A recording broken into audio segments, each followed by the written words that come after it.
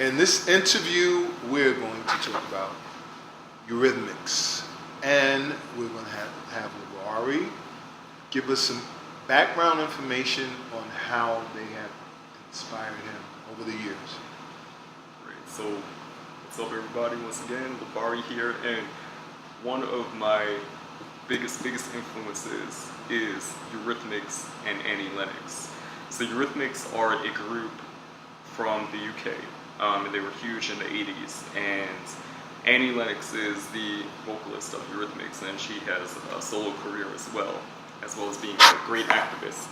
So I just wanted to show a few of my favorite Eurythmics albums. My favorite Eurythmics albums are not the ones that, with the exception of one, are not really the most popular of their, I mean, all their albums were popular, but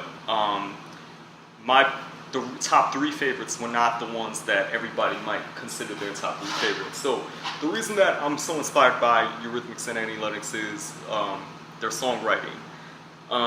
They talk a lot about emotion, like feeling, particularly being done wrong, or just the pain of going through betrayal, and I can identify with that. And Annie Lennox's voice is just amazing. Really amazing to me. It's my favorite voice to listen to.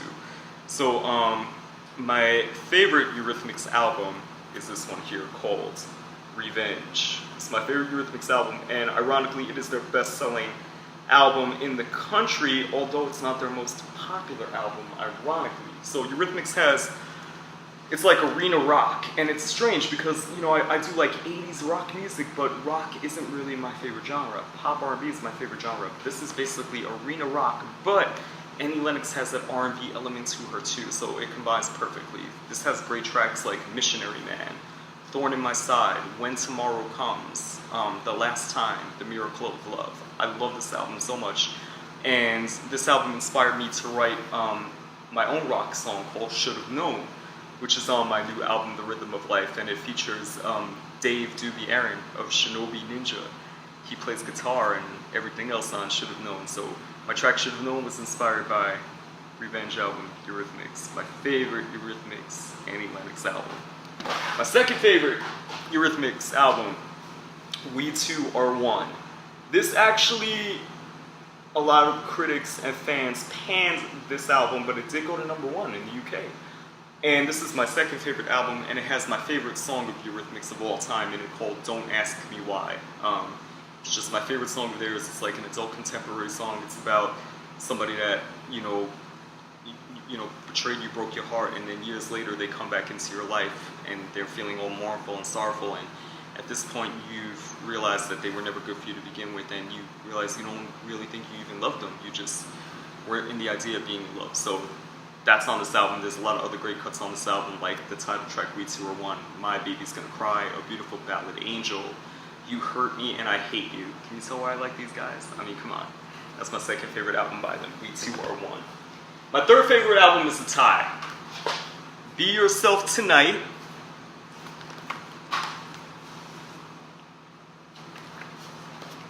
and Sweet Dreams. I don't think I need to explain the Sweet Dreams album. Everybody knows that. Sweet dreams are made of this. So this album is great because all of the new wave sounds that people hear like in 80s music, like Tainted Love or Don't You Want Me Baby, like all that's the sounds that are on this album. Love this, and love the witty lyricisms on Sweet Dreams are made of this, the entire album. Tied with Be Yourself Tonight. This album is basically, it's all original songs, but it's a tribute to the sound of Motown. So they have a lot of the legends. Well, Annie Lennox and Dave Stewart are legends themselves. And I'm saying in addition to them, they got Stevie Wonder on here, Aretha Franklin. And again, this is Emotion, Would I Lie to You, I Love You Like a Ball and Chain, Sisters Are Doing It For Themselves, It's Alright Baby's Coming Back. So I can identify with lyrics and music and all that. Separately, Annie Lennox has solo albums. My favorite solo album of Annie Lennox is called Diva. It has Why, Walking on Broken Glass, which is my favorite Annie Lennox solo song. Y'all know that one. Walking on broken glass. Again, it's about emotion for me, so Eurythmics and Annie Lennox, thank you for keeping it real, not being afraid to show your emotions, not being afraid to show your kick-ass, musicality and your vocals. And thank you for influencing this kid from Queens that's now a Jersey boy. Thank you.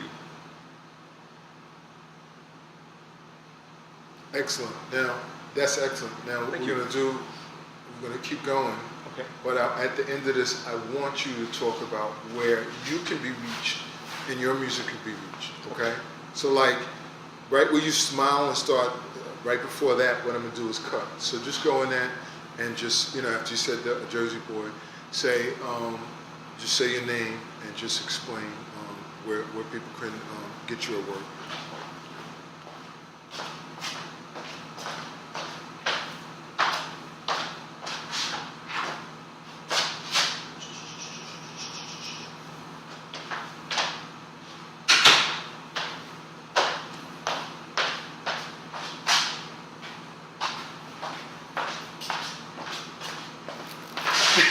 That's what I was doing. No, I ain't mad at you. I ain't mad at you.